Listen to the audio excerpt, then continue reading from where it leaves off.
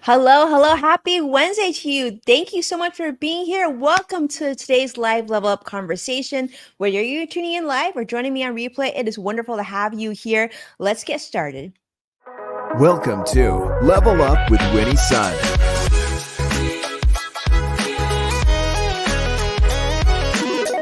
Market update. Speed round. Award-winning financial pro. And now, get ready. I present to you Level Up with Winnie Sun.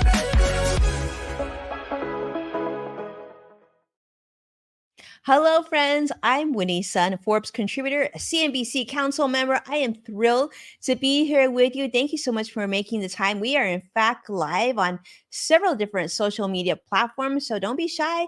Take a moment, come in, let me know how you're doing, how your week's been doing. Are you looking forward? Are you get Friday off? Some of you might have Friday off. I know it's Veterans Day for kids, especially in school, but how is your week going? Are you excited about fall and just life in general? I see CrossX Fighter. Thank you so much joining me on YouTube Live. I see Frandy. It's great to see you. Hello, hello. Welcome to the show. Let's kick it off and tell you how the market's doing. It's really interesting because I was in just moments ago talking to my creative director, and we're working on the show and whatnot, and it was pretty much red across the board. But since we started the show, maybe it's show luck. We'll take it. Currently, the Dow is still down 80 points, and the Nasdaq is down 13. But the S&P 500 is barely in the green, up about 0.66, like not even a whole point. But we got to take the good things that we can take, right? On the days that we can take. So the S&P 500, of course, experiencing minor setback. NASDAQ also dipping. The Dow Jones also down. S&P is like barely in the positive right now. So hopefully that'll creep back up. But a lot of what you're seeing is the anticipation of the Federal Reserve's potential shift towards a soft landing and what that means for us as investors and business people and employees and all that good stuff. So economic data has come out suggesting that the US economy is in fact slowing, but there is good news. It is not in a free fall mode yet. So I say yet because that could change at any moment, but hopefully that continues. So we've seen quite a bit of a winning streak in the last few days, almost week, with a majority of companies have come in with very positive earnings. Many have come beaten earning estimates, but slowing demand, of course, affecting their revenue expectations going forward. But there's continued softness in the equity markets, but there we do also see some equity gains as well, especially in areas such as tech, along with some of their the stable central bank policies. This has been good and sort of some positive news as we look towards 2024. Can you believe it's only like literally a month and a half away? Time is flying. I guess a month and 3/4 of a month, right? But it's close enough. 2024 is like literally around the corner. So after the bell today, you're gonna see Walt Disney and MGM reports, Resorts, and a few other companies reporting earnings. So for those of you who are paying attention, that's what they're gonna be doing later today. Now, some of the stories that come out this week on the financial scope in the business world are pretty interesting. And this one in particular, this one is something that we've talked about in the last few weeks, and this is Cruise. Cruise is a company that you may have heard of. They're General Motors self-driving subsidiary. They're recalling all 950 of their self-driving vehicles for a really important software update. Now, uh, public testing operations has been completely halted while they're investigating something that happened here in California in San Francisco. In fact, General Motors has paused production of these Cruise Origin or jointly designed self-driving vehicles that they put together with Honda, because this was sort of a limited production run anyway. But GM obviously still all in for self-driving technology, but they want to put things on pause. And the reason they want to put on pause, I wanted to share with you because, well, get this. One of these cruise cars actually hit a pedestrian in San Francisco. But not only that, they struck the pedestrian who had been hit already by another car prior to that, and the poor person, but leading to really critical injuries. So this vehicle failed to detect the injured pedestrian that was trapped underneath the vehicle, and they didn't respond appropriately. So because of that, they actually dragged the pedestrian. I think they said about 20 feet or something like that. Horrible. So the California DMV has suspended Cruise's permits, citing a lack of cooperation in the investigation, which of course Cruise is saying is not the case. But they have currently halted all operations nationwide for a comprehensive investigation into this very, very terrible incident in San Francisco. So the software update will change the car's response and anytime it detects impact. So addressing really the assessment of the impact's location and the outcome. Obviously, if this was a person, it was a child, or it was an animal, this can be a really big deal. This is sort of a difference between having a car that doesn't have a human leading it versus someone, a human being. Hopefully, a human being driving a car would have stopped and offered aid or called emergency support or something like services or something. But Cruise will perform the software updates and the vehicles will return to their service after this update is completed. Yeah. Craziness. Yes. Oh, wonderful. It's wonderful to see CrossX Fighter is saying the week is going well. And yes, I am doing well too. I mean, busy doesn't start to explain it, but I love it, right? I wouldn't want to be not busy, have nothing to do. I like to stay productive. All right. So the next story I have to share with you, I think, is a more positive one, depending on who you ask, who you're talking to. But get this, if you have Amazon Prime, well, you might just be getting medical care discounts bundled in your Amazon Prime membership, because Amazon is now going to enhance its Prime membership program by offering discounted One Medical memberships to their members. Now, what does this mean? This means that Prime members can now subscribe to One Medical at a reduced rate of $9 per month, or like around $100 per year, down from their standard of like $200 a year. It's a little bit less than that. It's like $199, but you get the $200. So additional memberships can be added for up to 5 people for an additional $6 a month. So if you remember, Amazon acquired One Medical for about $3.9 billion last July. And this coming together integration is designed to provide easier access to healthcare to you and I, and in particular, Prime members. So One Medical operates this boutique primary care practices in select U.S. locations, and they offer services through their app and in-person appointments at physical locations as well.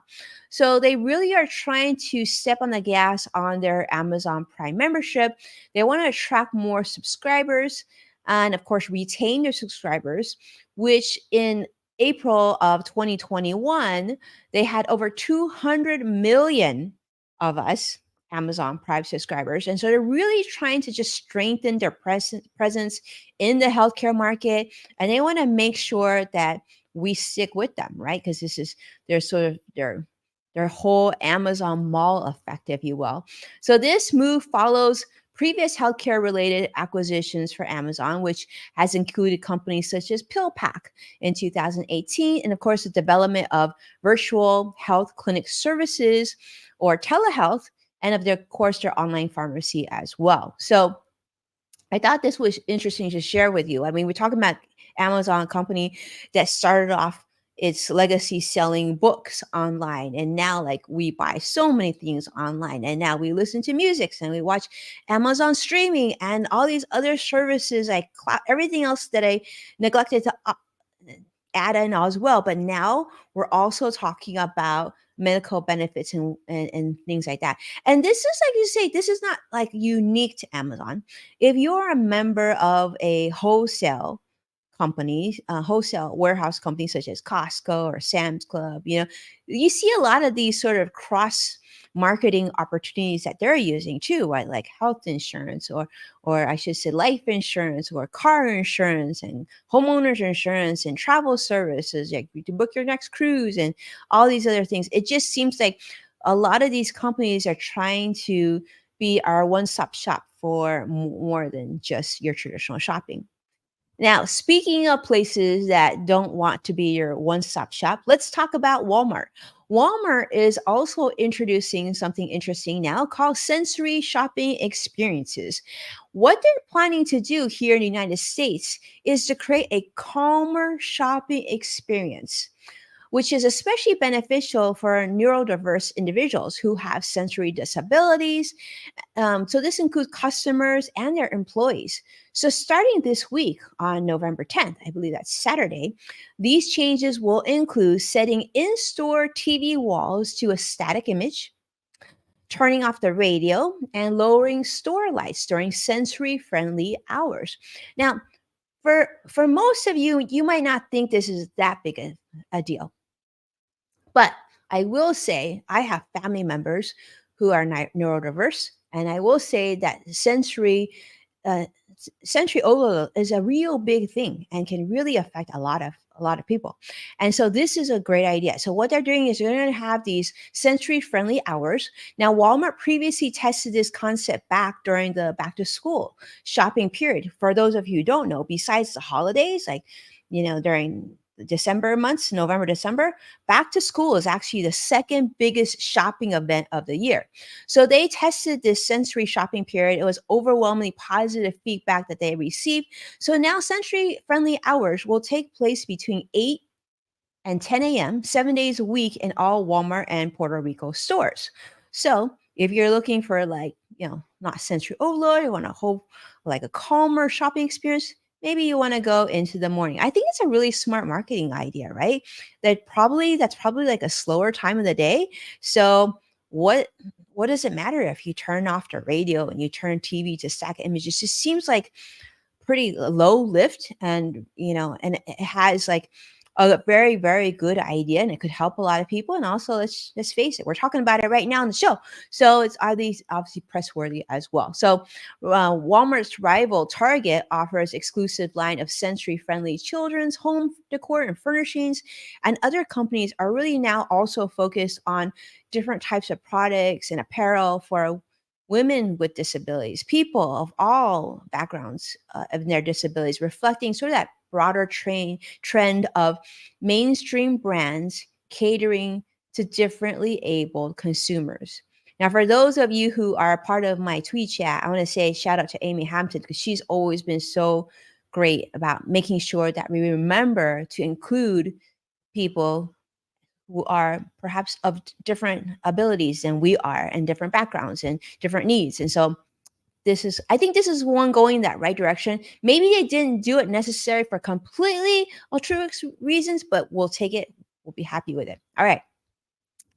Let's continue on. This is another big story for those of you who are planning like what to do around the holidays. I know a lot of people here on the West Coast are like, I've been asking, so what are you going to do for Thanksgiving? Like we have a few days off. They're like, we're going to Las Vegas. I'm like, oh, you're going to Las Vegas. Well, Las Vegas is dealing with something that could affect you if you are planning to go to Sin City anytime soon. Las Vegas is dealing with a lot of strikes. In fact, Las Vegas unions and Caesars Entertainment have reached a tentative agreement on a 5-year contract just days before a strike deadline. So the Culinary Workers Union Local 226 and the Bartenders Union Local 165 represented over 10,000 workers in the Las Vegas area, and they negotiated for 20 straight hours to hopefully keep strikes from happening and for business to continue. So Caesars has stated that the deal will include many meaningful wage increases and, of course, opportunities for growth tied to bringing more union jobs to the Las Vegas area, namely the Strip in particular, because that's where some of the biggest hotels and brands are. So previously, these unions were threatened to strike involving 35,000 members at 18 different hotels along the strip, which would have really been a huge impact to not only those hospitality businesses, but also the city in general, the city's economy. So these negotiations did take place for a very long time. It looks like they were successful currently. In fact, the Culinary Union is a significant political force here there in Nevada, and really played a crucial role in helping President Biden win the state in 2020. So it just goes to show you, I feel like you should never mess with the people who cook your food, right? They have a lot of power. Like everybody loves like your restaurant, they love where you go. And so because you want to make them happy. So keep everybody in place and going. So with that, that's some good news. So that's some good news. So those of you who are going to visit Las Vegas anytime soon, that's what you're looking at. I guess the employees will get paid more. Hopefully you have better benefits too as well. All right.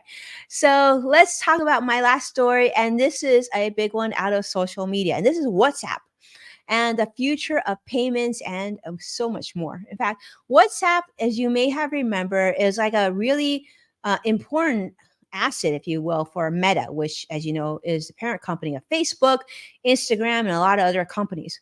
Well, more than half of Americans aged 18 to 35 who own cell phones have downloaded and installed the WhatsApp app, which makes it one of many of Meta's fastest growing services here in the United States. In fact, ads on Facebook and Instagram also direct users to WhatsApp and Messenger, and they're expected to generate up to $10 billion in revenue this year. So this growth is very significant over their overall business. But why I want to share this with you is sort of giving us an idea of how social media companies are looking at their businesses as not only just, places of community where they can share, earn ad dollars and share ad information and company information, but are also looking at other ways to bring in revenue. Because let's face it, like from what we've seen with Twitter/X and like MySpace and all these previous social media companies that came and went too, like there needs to be other ways to generate revenue besides that just relying on ad dollars, which is really a hard business. We've seen that even with the television industry, right? Like traditional television, people just want to watch commercials. So how are you going to bring in income? And thus you see all these streaming providers now. Well, the messaging app is now also expanding into business messaging. And they think this is going to be a big thing. So they're introducing features such as disappearing messages and status and stories like features within WhatsApp. And they're becoming an advertising hub for businesses, which will allow direct communication between you and businesses and generating revenue through ads and paid tools. So they're saying, okay, how can we make money off social media, right? Obviously, the day-to-day consumer, our user, our people that just go there for more leisurely activities probably don't want to pay. But will businesses pay? It seems like this is the trend. So the app is facing a lot of competition from companies such as rivals such as Signal, Telegram, iMessage even, as well a lot of regulatory concerns that you're seeing in Europe as well, due to new laws require integration with competing messaging services. So they're just finding different ways. So what you're seeing today on WhatsApp is probably going to evolve pretty quickly as well, as they're looking at features such as channels, which will allow users to follow certain influencers and their statuses without sharing their personal contact information, which I think is really smart, because I think we would all agree one thing what we want to do is we want to be able to use these services, but we don't actually want to divulge everything about our identities, some of our privacy issues. We want to sort of that happy medium where we kind of want you to know who we are, but we don't want you to know everything about us. And we want to be able to use your tool at the same time. So Meta is aiming to make WhatsApp a household name, and they want us to be using it for just about every aspect of our digital lives. Doesn't that sound kind of familiar? I feel like Elon Musk has that same vision for X. So maybe there's some competition there. We'll see. But I think you and I would both agree that it's nice to have competition sometimes where things maybe that way we have choice, and we can then dictate by our userness, and the places that we congregate and spend the most time. That'll help signal what it is that we want these companies to deliver for us to continue to earn our market share. So well, that's what I've got today. And let's take a look at the market. We're about to close now in about 3 to 4 minutes here. Dow's currently down 34 points, but on a positive. The Nasdaq has joined the S&P in positive territory. Nasdaq's up over 9 points right now. S&P 500 still up 5. Not big, but we'll take it. Positivity is a beautiful thing, right? But thank you so much, my friends, for staying here and being here and participating and sharing the show with so many people. I see it. I appreciate it so much. Thank you so much, Joshua, CrossX Fighter, Vicky, and so many others who have done that. And Stephanie, thank you so much for reaching out as well. And if you think of anything or you see anything else that you think I should be sharing in the show or you think would be a great story, feel free to reach out to me. I am at Winnie Sun on just about all the different social media platforms, and I would love to hear from you, or just post it underneath the stream and at Winnie Sun so I can see your message. Thank you so much. Make sure to hit the subscribe button so you always catch future episodes. And for full episodes of Level Up with Winnie Sun, you can tune in to NASDAQ, Amazon Fire, Samsung, LG, and many other streaming platforms. And check out Yes Factor with Winnie Sun on the Apple Podcast and LinkedIn Podcast Network. With that, have an amazing week. I'll see you again next week, but I hope that you have a great rest of your week. I've got a lot planned this week. And tomorrow, if you're around, well, join me on CNBC. I'll be at CNBC with my good friend Sharon Epperson. We'll have a bunch of fun answering some of your top money questions, and I would love to see you there. So hope to see you there. It's a free event. It's virtual. Definitely check out my different social media platforms. You can see how you can get in on the action. All right. Be well. Take care. See you next week. Bye-bye.